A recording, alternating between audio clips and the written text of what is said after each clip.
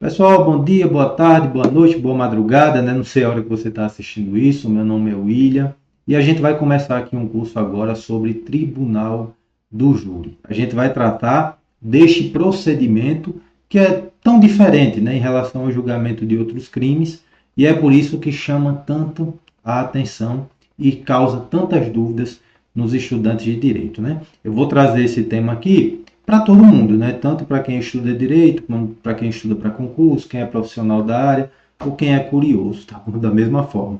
Pessoal, esse meu material aí, ele é autoral, é com base no próprio Código de Processo Penal, algumas questões de concurso, alguns julgados do STJ e do STF, alguns temas doutrinários trazidos de questões objetivas e discursivas, mas sempre de uma pegada bastante prática, tá bom? Quem quiser esse material aqui, não tem problema nenhum. É só colocar o seu e-mail aqui embaixo que eu envio para você, não tem nenhum problema aqui, não tem nada aqui de inovação, tá bom? Basicamente é só um compêndio aqui do meu estudo pessoal que eu trouxe para nos ajudar, né, nessa matéria. Vamos lá, pessoal, vamos começar. Primeiramente é o seguinte, olha, o Tribunal do Júri ele é um procedimento bifásico. Como assim? Ele é dividido em duas fases. Eu tenho uma primeira fase, chamada de fase do juízo da formação da culpa, que se inicia com a denúncia, e tem uma segunda fase, que é a chamada fase de julgamento da causa, que se inicia com a pronúncia. Olha, vamos tratar aqui de uma forma geral. Como é que funciona um processo penal assim, de uma forma geral? Sem envolver o tribunal do júri. Crimes normais, um julgamento de um crime de roubo. Como é que funciona esse processo? Vamos imaginar que fulano foi preso em flagrante após roubar uma mulher. Uma mulher é uma pessoa, né? E aí, esse fulano de tal, a polícia militar é acionada, realiza prisão em flagrante, a polícia civil instaura o inquérito policial, inicia as investigações, lava o flagrante, inicia as investigações, manda para o Ministério Público denuncia, o acusado é citado, apresenta resposta à acusação, marca-se uma audiência de instrução e julgamento, lá são ouvidas as vítimas, as testemunhas, o interrogatório do acusado, os peritos, as acariações, enfim. Depois o juiz sentencia. O Tribunal do Júri ele tem uma especificidade nesse ponto. Porque, basicamente, o início é a mesma coisa. Chegou a notícia de um homicídio. Típico crime que vai para o Tribunal do Júri. Esse homicídio, a vítima não morreu. É um homicídio tentado. A polícia militar foi acionada e realiza prisão em flagrante lá do autor deste fato. A polícia militar lavra o APF, manda o inquérito policial para o Ministério Público denuncia fulano de tal pela prática de um homicídio tentado. Fulano de tal é citado, apresenta a resposta à acusação, marca-se audiência de instrução e julgamento, lá vai ser ouvida a vítima, as testemunhas, os peritos, vão realizar acariações. E no fim, o juiz profere o seu pronunciamento judicial, mas não acaba ali. Né? Se o juiz pronunciar, inicia um segundo momento do Tribunal do Júri, a segunda fase do Tribunal do Júri, que é aquela fase mais conhecida em que o indivíduo ele é julgado pela a própria comunidade, né? Por 7 jurados.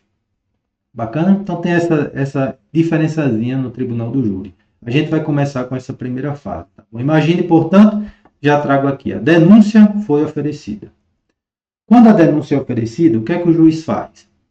Recebe a denúncia, ou seja, verifica se estão presentes todos os elementos da denúncia e verificando que a denúncia está regular, narra o fato, qualifica o indivíduo, contém uma certa precisão, ele realiza o recebimento desta denúncia e determina a citação do acusado para apresentar a resposta à acusação. Prazo de resposta à acusação no Tribunal do Júri, 10 dias, como é também no processo penal, tá bom? Regido pelo CPP, tá bom? Nessa denúncia e nessa resposta à acusação, as partes, tanto o Ministério Público, que é o acusador, em regra, né? Quanto a defesa que está se defendendo, acusado, devem apresentar as suas testemunhas. Quantas testemunhas podem ser apresentadas? O máximo de 8 testemunhas por fato, né? E aí trago o primeiro julgamento aí do STF. O rito especial do Tribunal do Júri limita o número de testemunhas a serem inquiridas e, ao contrário do procedimento comum, não se exclui dessa contagem as testemunhas que não prestam o compromisso legal. Significa isso, olha, Nem todas as pessoas que vão ser ouvidas lá, como pessoas que possuem informações a respeito dos fatos, vão prestar o compromisso de falar a verdade. Algumas pessoas não prestam esse compromisso. Vamos imaginar, a pessoa que é chamada lá para prestar o seu depoimento é a mãe do acusado. Por uma questão de amor materno, né, o CPP presume que a mãe do acusado pode mentir para favorecê-lo, pode esconder alguns fatos. Né? É normal, né? Um amor de mãe pelo filho. Né? Pode acontecer essa situação, então essas pessoas não prestam compromisso legal. Né? Em regra, as pessoas que vão ser ouvidas lá, num procedimento, vão prestar o compromisso de falar a verdade. Qual a consequência disso?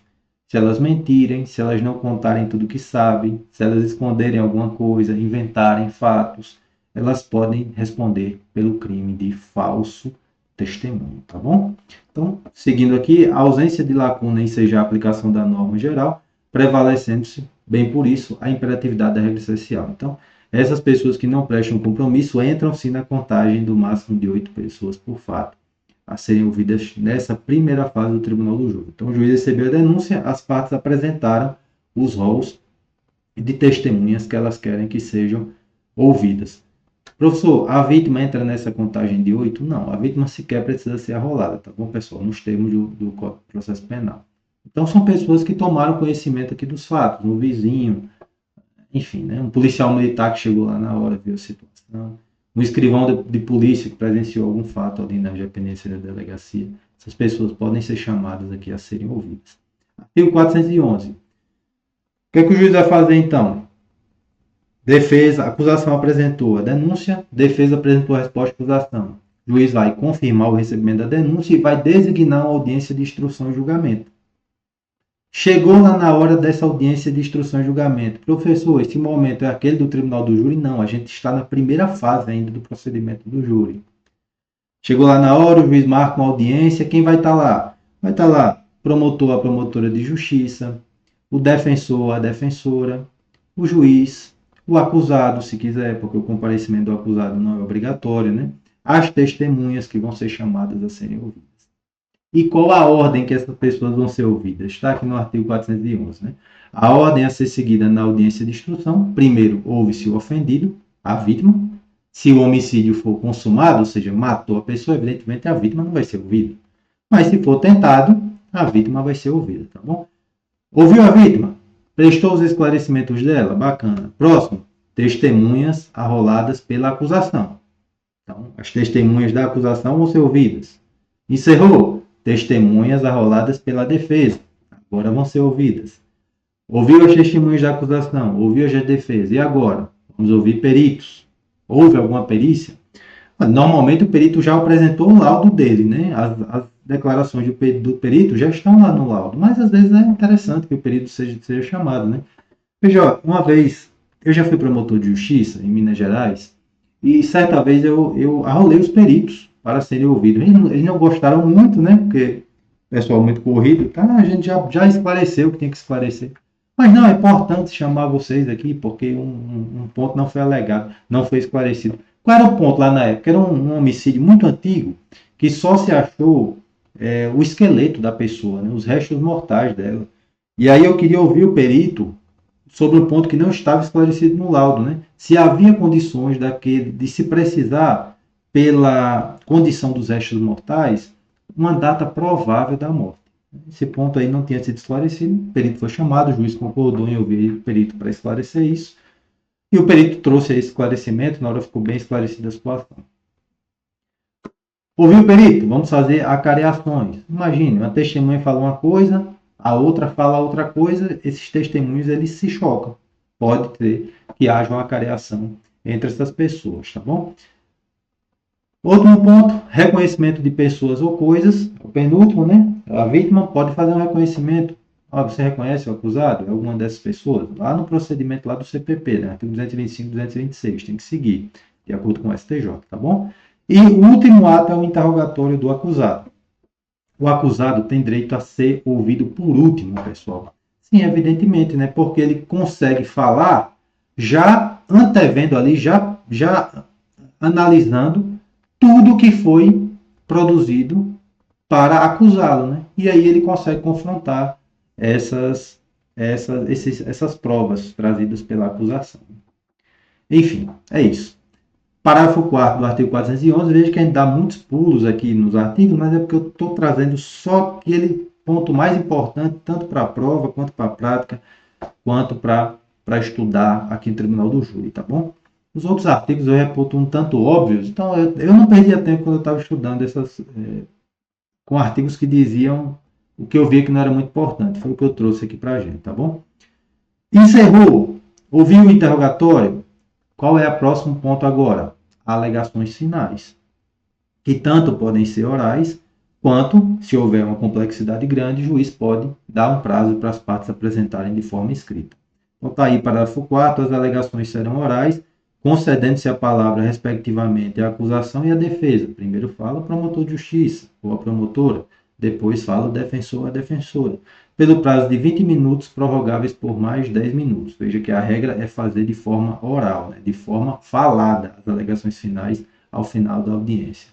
Parágrafo 5º, havendo mais de um acusado, o tempo previsto para a acusação e pela defesa de cada um deles será individual, óbvio, né? Então, se duas pessoas são acusadas, o advogado de cada uma delas terá o prazo individual para falar sobre o seu cliente. Parágrafo 6º, ao assistente do Ministério Público, após a manifestação deste, serão concedidos 10 minutos, prorrogando-se por igual período o tempo de manifestação da defesa. A gente viu que, a gente não viu, mas está lá no CPP, que há uma faculdade da presença do assistente da acusação, que é alguém que vai auxiliar ali o acusador na sua tarefa. Não é uma presença obrigatória, mas é um direito, de fato, da vítima, e se a vítima for falecida, do seu companheiro, ascendente, descendente, ou seu irmão ou cônjuge.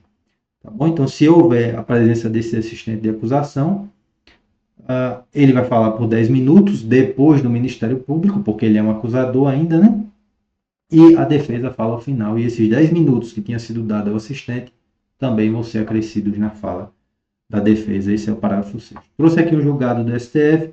Embora não haja previsão legal expressa, é possível a substituição dos memoriais orais por escritos. Eu diria até que esta acaba sendo a regra, tá bom, pessoal? Normalmente os processos que envolvem o Tribunal do Júri são mais complexos, tem alguma especificidade, qualificadoras que o promotor precisa apontar, por exemplo, causas de aumento, e aí normalmente se pede prazo, então em vez de falar de forma oral, o promotor ou a defesa dizem, olha, eu queria um prazo de alguns dias para apresentar essas alegações finais de forma escrita e poder me debruçar melhor sobre essa matéria, tá bom? Parágrafo 9º, encerrados os debates, o juiz proferirá sua decisão ou fará em 10 dias, ordenando que os autos lhes sejam concluídos. Assim como as partes, em regra, têm que apresentar as alegações de forma oral, o juiz também, em regra, tem que apresentar as alegações de forma oral. Agora, se o fato também é muito complexo, também o juiz pode dizer, olha, então, pessoal, eu vou querer um prazo aqui e não vou apresentar as alegações, a sentença agora, mas vou apresentar, ou a decisão, mas vou apresentar em 10 dias, vou juntar aqui nos autos, tá bom? Para o artigo 412, o procedimento será concluído no prazo máximo de 90 dias. Então, essa primeira fase do Tribunal do Júri, que a gente acabou de ver, tem que ser encerrada no prazo máximo de 90 dias. Pessoal, esse prazo é um prazo impróprio. Normalmente, lamenta-se dizer, mas não é culpa nem do juiz, nem do promotor, nem da defesa. O procedimento se arrasta para muito mais de 90 dias, mas o CPP traz aqui a previsão de que deveria acabar no prazo de 90 dias. Perceberam?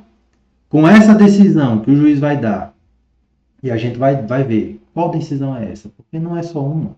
Podem ser 4 decisões, alguma delas, pronúncia, impronúncia, desclassificação, absolvição sumária. Com essa decisão, a gente encerra a primeira fase do Tribunal do Júri. Bacana? Veja que essa primeira fase do Tribunal do Júri é próxima, muito parecida com a primeira fase de qualquer procedimento, com qualquer procedimento processual penal aqui dos crimes do CPP, do Código Penal. Muito próxima, A diferença vai estar onde? Nessa manifestação final do juiz, que pode ser 4 manifestações, alguma delas, e não necessariamente uma sentença que absolve ou condena alguém. Até porque quem condena o tribunal do júri não é o juiz. Mas a gente vai analisar isso no próximo vídeo. Ficou aqui então essa primeira fase para vocês. Recapitulando, né? Ministério Público denunciou, inaugurou a primeira fase. Juízo da formação da culpa. O juiz vai receber a denúncia, cita, resposta à acusação por parte do acusado. O juiz vai designar a audiência de instrução e julgamento. As pessoas vão ser ouvidas. Encerrou? Ministério Público, alegações finais. Defesa, alegações finais. Juiz para pronunciamento da manifestação judicial. Pode ser uma decisão, uma sentença. A gente vai ver daqui a pouco. Tudo isso tem que demorar, nos termos do CPP, até 90 dias é o prazo máximo. Bacana, a gente encerra por aqui esse primeiro vídeo. No segundo vídeo, a gente já parte sobre quais são essas decisões, essas manifestações judiciais que o juiz pode proferir, alguma delas, ao fim da primeira fase do Tribunal do Júri. Bacana? Bons estudos, pessoal.